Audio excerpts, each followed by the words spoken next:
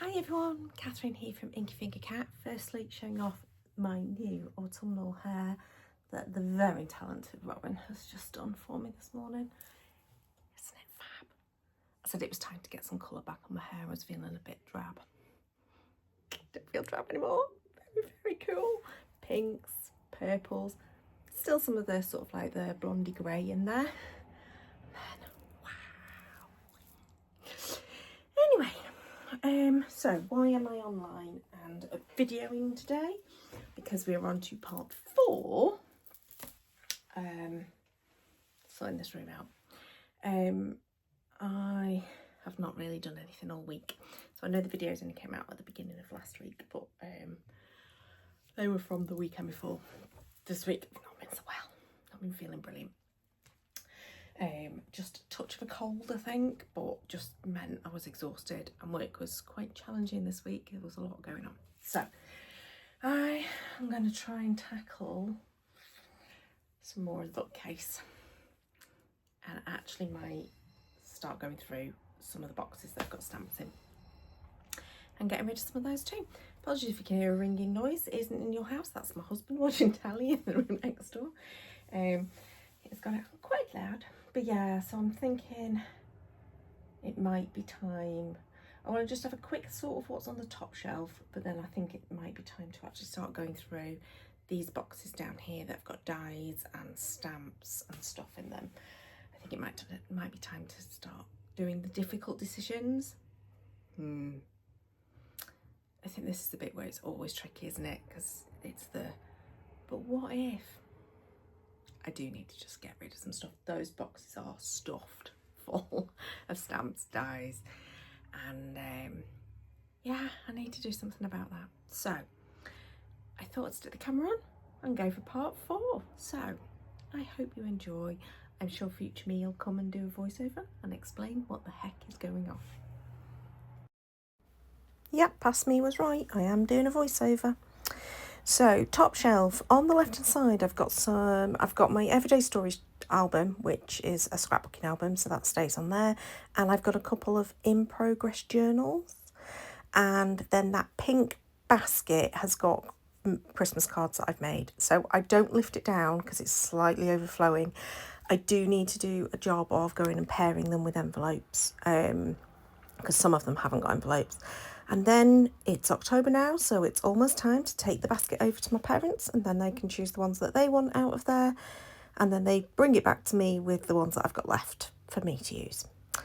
So then I grabbed the 2 big grey boxes that are full of stamps, and I am being ruthless. I don't know, I was just in a mood where I was ruthless. So things that are going on the floor are staying. Things that are going into that box that's on the sofa next to me, that's the going out of the house pile, and it's quite big now. I'm sat right next to it right at this moment as I do this voiceover. Yep, it's overflowing. So I do need to go through that at some point soon and actually start listing things on a destash site or something along those lines.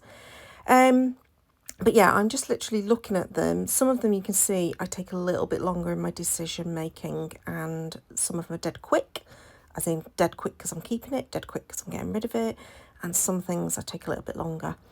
There are some stamp sets in there that I absolutely love, like really love my Darcy stamps from Paper Artsy, but it just doesn't lend itself to the style of crafting that I do anymore.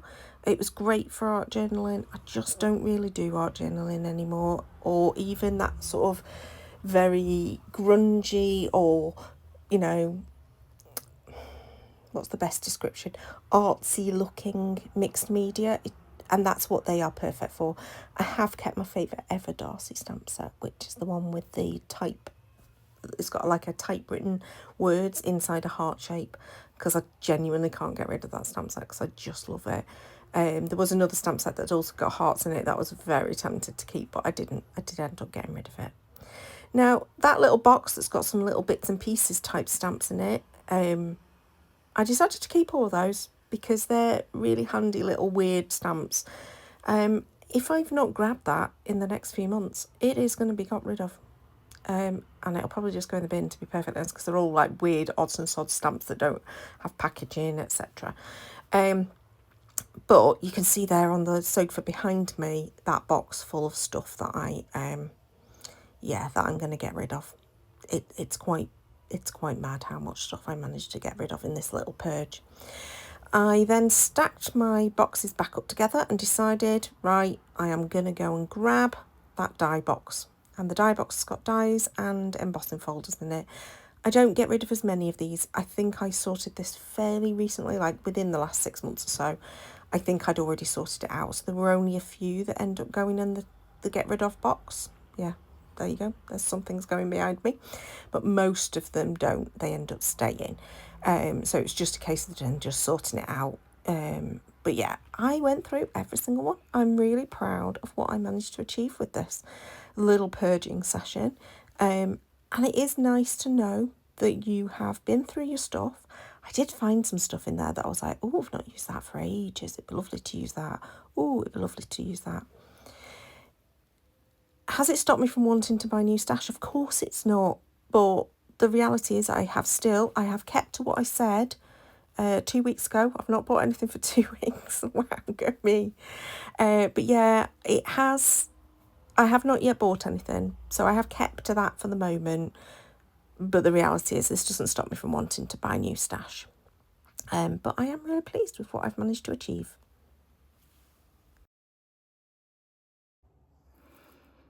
Okay, so I've been a bit ruthless, but I'm quite pleased.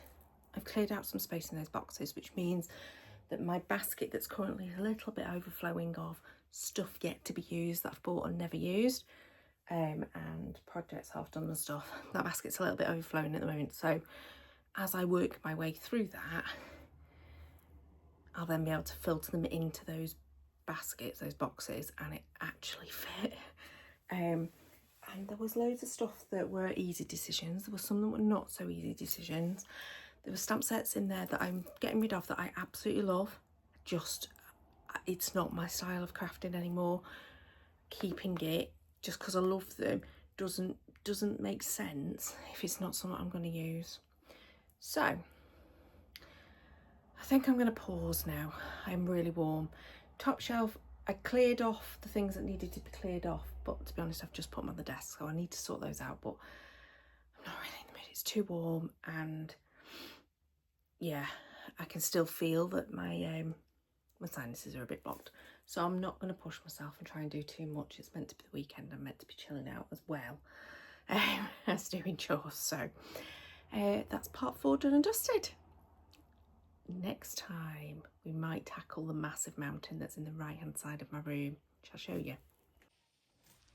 Yeah, so that's the craziness that's going on next to my work desk, and I've not even tackled any of the bookcase that's on that side yet, but now that I've tackled most of the other side of the room, I think it's probably time to tackle that. But that's not mainly craft stuff. There is craft stuff in there, but not all of it is, and so it's probably just a massive paper sift and a be ruthless kind of thing that's got to go on there. So yeah, but that's a future me problem. So thank you for watching so much. Please do thumbs up if you are enjoying this little series of sorting, and until next time, thanks for watching.